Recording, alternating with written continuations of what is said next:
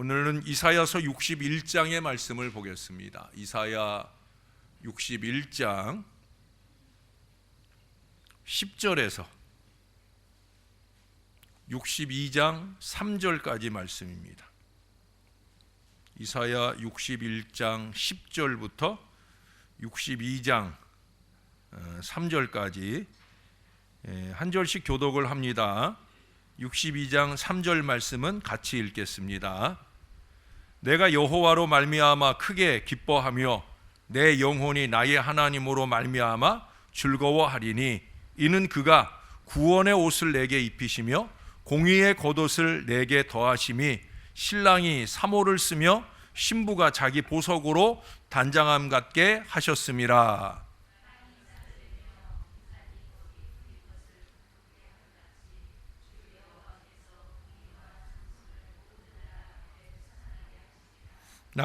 나는 시온의 의가 빛같이 예루살렘의 구원이 횃불같이 나타나도록 시온을 위하여 잠잠하지 아니하며 예루살렘을 위하여 쉬지 아니할 것인즉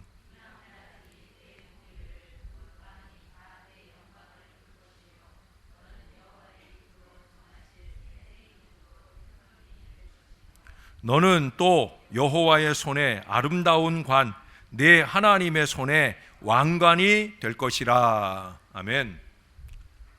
오늘 등산 동호회에서 휴일을 맞아 산행을 했어요. 목적지는 사람들에게 잘 알려지지 않았지만 그 정상의 절경이 몇몇 등산 마니아들에게만 알려진 아주 기가 막히게 빼어난 그런 지방의 한 무명 산이었습니다. 회원들은 아침부터 기대와 설렘으로 가득 차 있었겠지요. 왜? 사람들이 잘 가지 않는, 사람들이 잘 보지 못한 그 놀라운 광경을 보게 될 것이다 하는 그 기대가 있었기 때문입니다. 아닌 게 아니라 산길이 유독 험하고 가팔랐어요. 오가는 사람들도 별로 보이지 않았습니다. 이곳이 잘 알려지지 않은 곳이라 더욱더 그럴 것이라 생각을 하면서 그들은 묵묵히 정상을 향해 올라갔어요. 많은 시간이 지나서 마침내 정상으로 보이는 지점에 도착을 했어요. 그런데 그들이 기대했던 바대로의 그 놀랄 정도의 전경이 그들 앞에 보이질 않는 거예요. 이게 겨우 요거 보려고 우리가 여기까지 왔나? 아쉬움과 답답한 마음을 토하고 있을 때 그때 일행 중에 한 사람이 아주 당혹스럽게 말을 하더랍니다. 아이고 미안해서 어쩌나 아까 큰 바위에서 오른쪽으로 갔어야 됐는데 라고 얘기를 하더라는 거예요. 중간에 다른 쪽으로 방향을 잡아서 올라갔어야 제대로 된 경치를 볼 수 있는 정상에 갈 수 있었는데 엉뚱한 길로 오게 되는 바람에 고생만 했지 기대했던 경치를 제대로 보지 못했다라고 하는 거예요. 목적지에 제대로 이르지 못했다는 거죠. 여러분, 우리의 신앙이 목적지를 잘못 간 산행과 같이 그렇게 살고 있는 것은 아닌지 우리가 돌아보아야 합니다. 한 해의 마지막 금요일 저녁을 맞았기 때문만 아니라 이틀 전에 우리가 성탄절을 보냈기 때문만 아니라 우리는 늘 되짚어 점검해 봐야 된다는 거예요. 주여 주여라고 외치는 것이 신앙의 전부가 아니라 정말로 주님이 우리에게 원하시는 참된 신앙의 본질을 우리가 제대로 붙들고 잘 살아가고 있는지, 주님이 나로 인해 기뻐하시고 또 주님만 아니라 나와 함께하는 사람들이 나로 인해 기쁜 신앙 인생을 사는지 우리가 돌아보아야 된다는 거예요. 우리 교인 가운데 택시 운전을 하는 어느 가정의 기도의 제목은 그렇습니다. 택시 운전하면서 나쁜 손님 만나지 않게 해주세요. 저는 그분의 가정을 위해서 기도할 때 그 기도를 놓치지 않고 해요. 그분만 아니죠. 우리 교회는 택시 운전하시는 분들이 많아요. 그래서 저는 택시 운전하시는 모든 분들이 요즘에 나쁜 손님들이 얼마나 많나요, 그렇죠? 또 나이든 택시 기사를 젊은이들이 막 폭행을 한다든지 못 살게 군다든지 그런 사고를 볼 때가 얼마나 많아요. 저는 그 기도에 많이 집중을 합니다. 절대 우리 교회 집사님들 운전하는 차에는 나쁜 사람 만나지 않도록, 만나면 하루에 운전의 피로가 씻길 수 있는 그런 좋은 사람들 많이 만나게 해달라, 그런 기도를 합니다. 그게 우리의 소원이죠. 택시 운전을 하는 사람만 아니라 우리의 가정에서나 교회에서나 마찬가지일 거예요. 그런데 과연 우리는 그렇게 하나님께 함께 있으면 좋은 사람, 함께 있으면 편한 사람, 바로 그런 존재로 신앙하며 살고 있느냐는 거예요.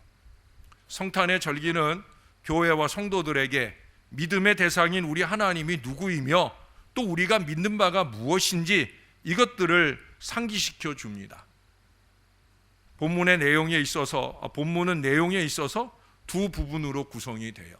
하나는 여호와의 행하심에 따른 선지자의 고백이 오늘 10절 11절 61편 10절 11절에 나오고요.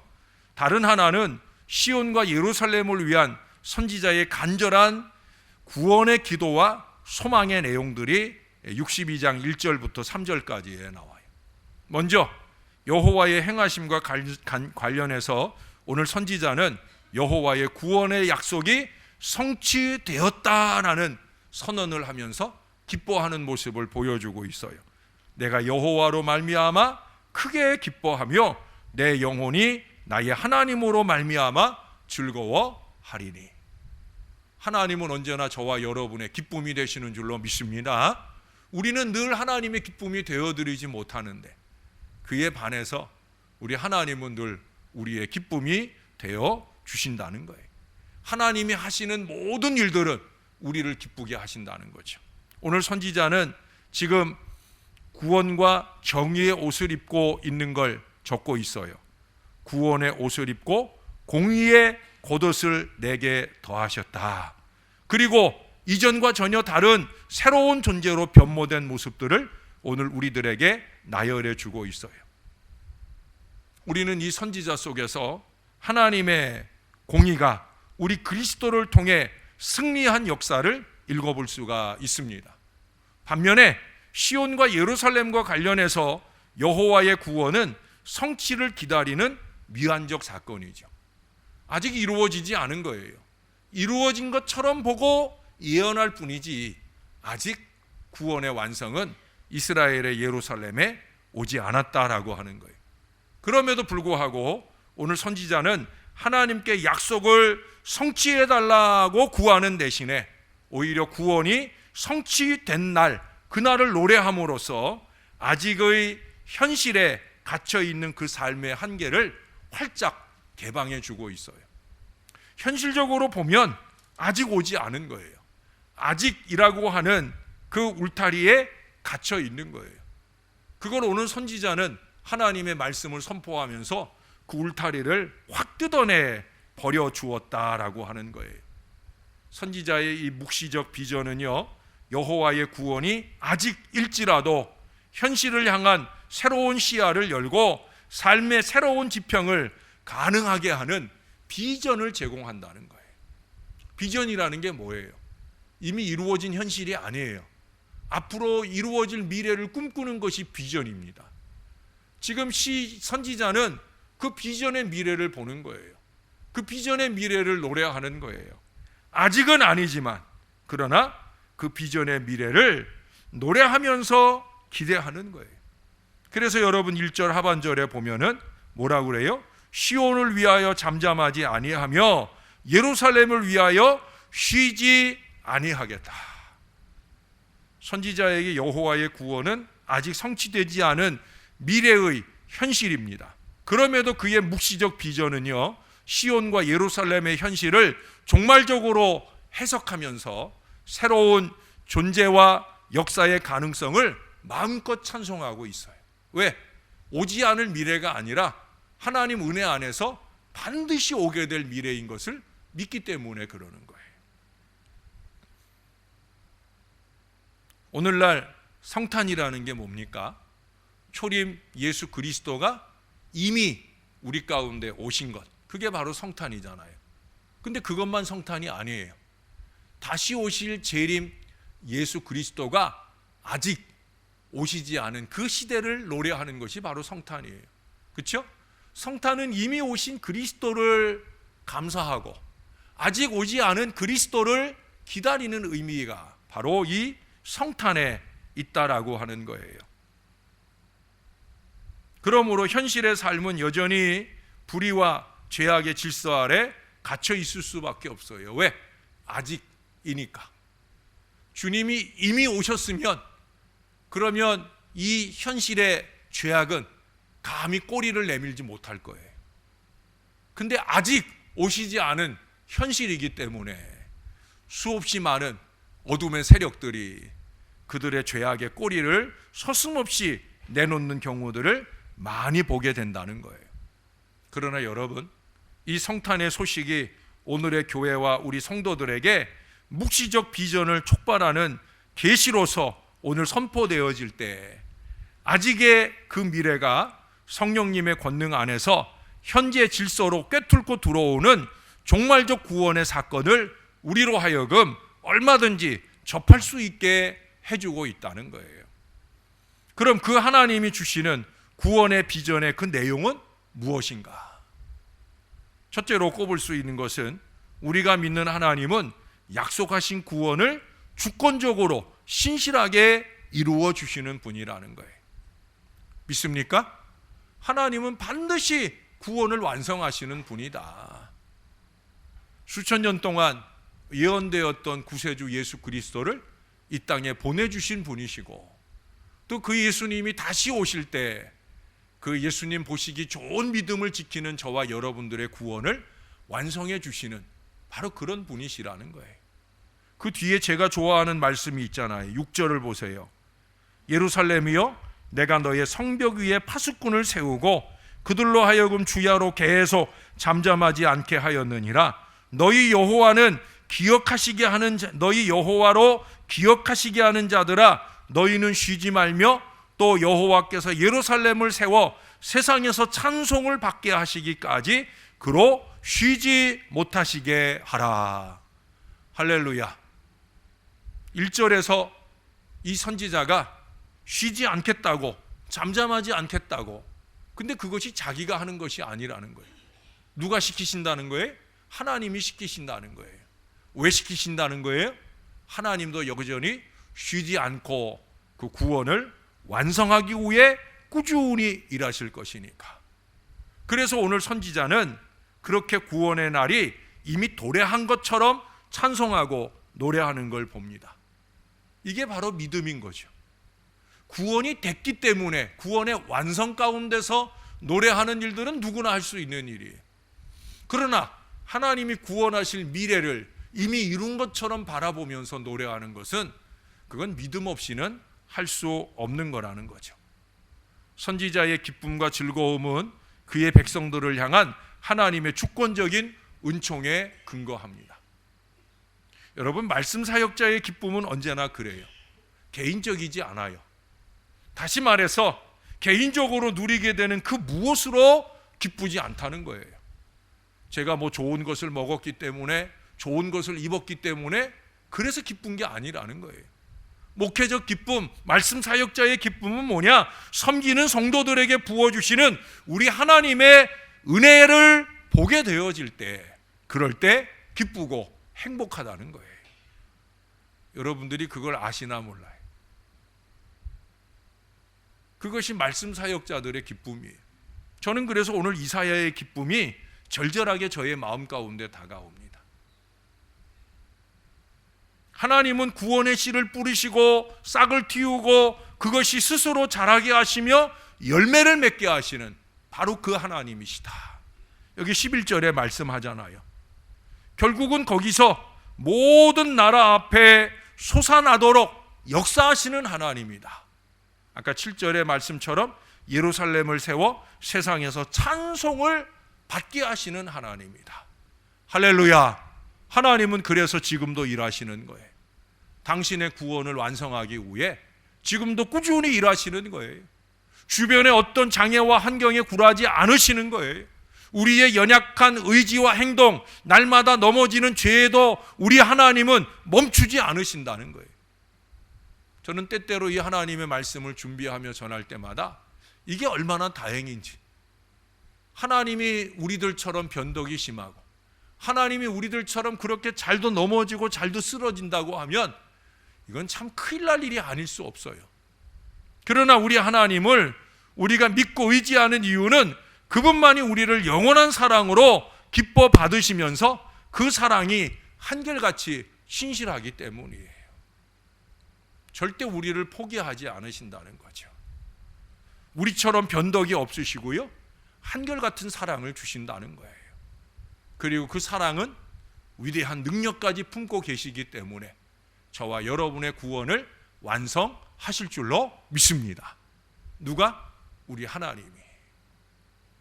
두 번째로 말씀드릴 수 있는 것은 하나님의 그 구원과 그 구원의 완성은요, 진리와 정의로 이루어진다는 거예요. 진리와 정의로서 세상을 이기신다라는 사실이에요. 우리처럼 편법이나 거짓이나 술수가 아니란 말이죠. 선지자는 하나님의 구원이 공의의 승리임을 기뻐하고 즐거워하는 모습을 오늘 본문 전체에서 보여주고 있어요. 여호와의 구원의 열매는 공의가 모든 나라 앞에서 솟아나는 일인 것임을 말씀하고 있다는 거예요. 거의 매 구절 공의의 표현이 나와요. 10절에서도 공의의 겉옷을 내게 더하셨다. 11절에서도 주 여호와께서 공의와 찬송을 모든 나라 앞에 솟아나게 하셨다. 그 다음에 62편 2절에서도 이방 나라들이 내 공의를, 무도왕이 다 내 영광을 볼 것이다 라는 말씀까지도 계속해서 우리 하나님의 구원이라는 것이 공의에 근거하고 있다라는 걸 강조해서 말하고 있다는 거예요. 1절에서도 그런 얘기를 하네요. 나는 시온의 의가 빛같이 그렇게 비추게 될 것임을 말씀하고 있어요. 여러분, 우리가 그리스도를 통해 역사하시는 이 하나님을 믿는다고 할 때 아주 중요한 사실을 잊으면 안 돼요. 그건 뭐예요? 불의한 힘의 횡포와 거짓을 미워할 수 있어야 된다는 거예요. 진리와 정의를 믿고 따라야 할 옳고 마땅한 바임을 인정해야 된다는 거예요. 아까 10절에 그랬잖아요. 그래서 공의의 겉옷을 입는 것이다. 전에 세례계에 대해서 수요일 저녁에 얘기할 때도 뭐라고 그랬어요? 세례는 그리스도로 옷 입는 것이다. 그리스도로 옷 입는 게 뭐냐? 공의를 옷 입는 거라는 거예요. 네? 자식들 앞에서도 거짓말이 스스럼 없고, 목사 앞에서도 거짓말이 스스럼 없는 그런 파람치한 모습으로는 아니라는 거죠. 정말 우리가 하나님께 구원을 받은 백성이라면 우리는 요만큼도 그렇게 살 생각을 하면 안 된다는 거예요. 공의의 하나님, 우리는 그 하나님의 공의로 통하여 구원을 받았다는 거죠. 여러분, 왜 예수님이 십자가에 달리셨다고 그랬어요? 아니, 하나님이 그냥 어차피 하나님이 구원하시는 거니까 야, 너희 그냥 구원하는 걸로 할게. 너 천국에 와. 그래도 안 되는 거 아니죠. 근데 안 그러셨어요. 왜 그래요? 당신의 아들 예수 그리스도를 기어이 십자가에 못 박혀 죽게 하심으로, 세상의 모든 죄를 짊어지고 죽게 하심으로 하나님이 이루고자 하신 게 뭐예요? 공의예요, 공의. 모든 사람이 죄를 범하였음에 하나님의 영광에 이르지 못하는 그 상황을 극복할 수 있는 유일한 길은 예수님이 십자가에 달려 죽으시는, 세상 죄를 지는 어린 양의 그 모습이 되셔야만, 그래야 모든 죄를 씻는 공의의 만족이 이루어지니까 기꺼이 그 일을 이루어 내셨다라고 하는 거예요. 그러므로 하나님을 믿는 우리 신앙이 진실될수록 우리는 어둠에 거하지 아니하고 빛으로 나아가는 삶을 살게 되어진다는 거예요. 아니, 그렇게 되어야 합니다. 코람데오의 건강한 신앙을 기초로 어디를 가든 무엇을 하든 누구를 만나든 하나님 사람다운 진실한 신앙의 백성들로 살아야 된다는 거예요. 왜? 우리가 공의로 구원받았으니까. 우리도 공의를 나타낼 건강한 믿음의 마음가짐과 삶의 내용들이 있어야 된다는 거예요. 마지막 세 번째로 얘기할 수 있는 것은 우리는 하나님께서 그리스도 안에서 우리를 그렇게 새롭게 지으셨다라는 사실을 알아야 됩니다.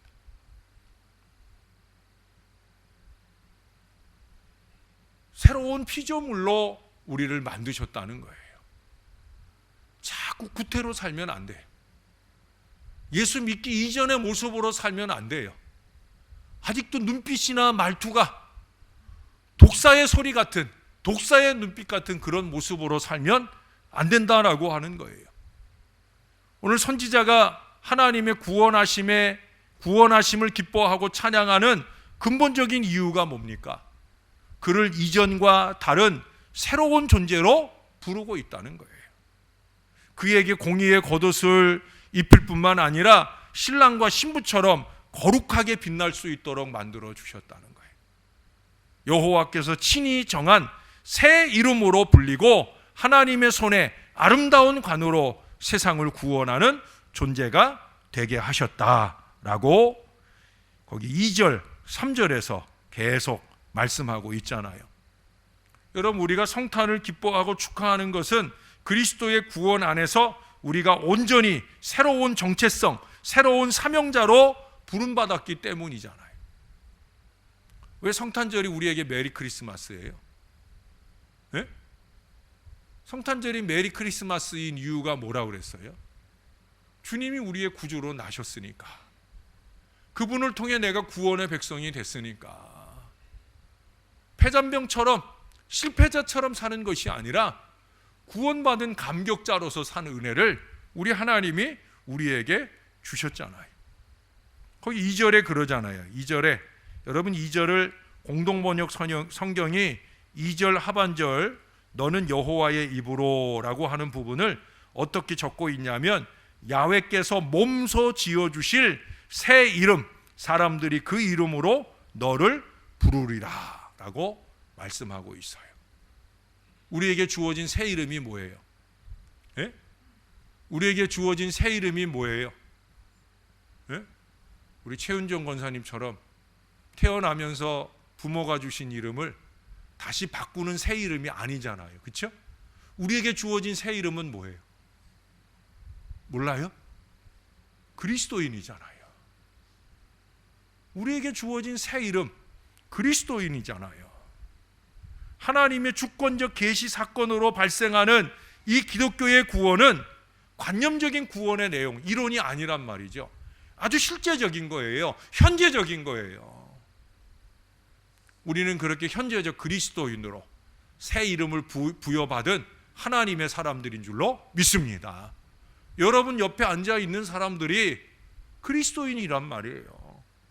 아직은 참 그리스도인답지 못한 그런 모습들을 가지고 있는 사람들도 있을지 모르지만, 하나님께서는 우리의 어리석은 판단대로가 아니라 하나님의 기준대로 나와 함께한 모든 이들을 그리스도인이라 새 이름으로 불러주셨다라고 하는 거예요. 우리의 실존이 변했다는 거예요. 우리의 존재가 달라졌다라는 사실이에요. 제일 중요한 건 뭐예요? 하나님과 우리 사이에 화해의 관계가 열렸다는 거잖아요. 그래서 죽을 수밖에 없는 죄인이었는데 하나님이 우리를 하나님의 자녀로 삼아주시는 이 새 이름을 주셨잖아요. 신분적 변화가 일어났다는 거예요. 우리의 의지와 노력으로 바꿔진 것이 아니라 우리의 한계를 하나님께서 돌파하시고 우리의 삶 가운데 들어오셔서 우리를 새롭게 하시고 새로운 미래를 우리 앞에 열어주실 줄로 믿습니다. 우리는 새로운 피조물입니다. 사랑하는 여러분, 성탄절이 지난 지 이틀 되었습니다. 그러나 저는 이미 석 달 전에 오늘까지의 말씀을 준비하면서 성탄이 지났다고 해서 성탄의 정신과 감격을 흘려버리고 살면 안 된다는 거예요. 주님의 성탄을 기억하면서 우리의 신앙이 목적지를 잘못 간 산행과 같지 않은지 돌아봐야 할 것이고, 우리가 그저 주여 주여 목소리 크게 외치는 그분이 과연 어떤 분인지, 그리고 우리가 무엇을 믿고 부르짖고 있는지를 돌아볼 수 있어야 된다는 거예요. 그럴수록 우리는 더욱더 하나님의 사랑과 은총을 더욱 깊게 풍성하게 경험하게 될 것이며 찬송하게 될 것입니다. 뿐만 아니라 우리의 영광스러운 구원의 자리를 스스로 긍지를 가지고 감사하면서 그 구원과 함께 공의의 겉옷을 입게 될 것을 기억하고 언제 어디서나 구원과 공의의 백성인 우리가 닿아야 할 그 영광의 미래를 향해서 한결같은 걸음을 꾸준히 달려가는 거룩한 하나님의 백성, 성도가 되시기로 결단하는 저와 여러분들이 되어야 할 줄로 믿습니다. 사랑하는 여러분, 훌륭한 목사가 되는 것도 중요하겠죠. 훌륭한 장로나 권사나 안수집사가 되는 것도 중요하겠죠. 그러나 그보다 더 중요한 게 있다고 그랬죠. 그건 뭐예요? 거룩한 백성, 성도가 되는 거예요. 생각하는 것이나 말하는 것이나 행동하는 것이 하나님 보시기에 거룩하다 여길만 하며 우리의 입술을 울려 부르는 찬양이 위선이 아니라 하나님이 만족할 만한 기쁨으로 받으실 그런 찬양과 기도가 될 수 있도록 사는 저와 여러분의 신앙이 되기를 우리의 구주 되시는 예수님의 이름으로 간절히 축원합니다. 아버지, 성탄이 지났지만 다시금 종을 통해 성탄이 우리에게 주시는 감격과 의미를 되새겨 볼 수 있도록 인도해 주신 것 감사합니다. 우리를 구원하신 이미 2000년 전의 사건으로서만 끝나는 것이 아니라 아직 오지 않은 재림 예수님이 다시 오실 날을 향해 우리가 한결같은 믿음의 전진을 이루기 위하여 우리가 어떻게 살아야 할지를 깨닫게 해주시니 감사를 드립니다. 주님의 보혈로 말미암아 구원받은 십자가 정병으로서 거룩한 주의 백성으로서 그리스도인으로서 그렇게 구원과 공의의 옷을 입은 합당한 주의 백성으로 아름답게 살 수 있게 도와 주시옵소서. 우리의 구원을 완성하기까지 우리를 위해 쉬지 아니하신 우리 주님처럼 우리도 쉬지 않고 잠잠하지 않고 그 구원을 말하고 그 구원의 미래를 위해 열심히 있게 기도하며 사는 신령한 백성들 되게 하여 주시옵소서. 금요일 밤을 지키는 이 신령한 주의 자녀들로 통해 은총의 미래가 우리 앞에 도래하게 될 줄로 믿습니다. 그 미래를 선언하고 바라보는 사람들 되게 하시고 그 미래를 현실화할 수 있기를 위하여 뜨거운 기도를 쉬지 아니할 저와 이 모든 자녀들 되도록 축복해 주시옵소서. 감사합니다. 예수님 이름으로 기도합니다. 아멘.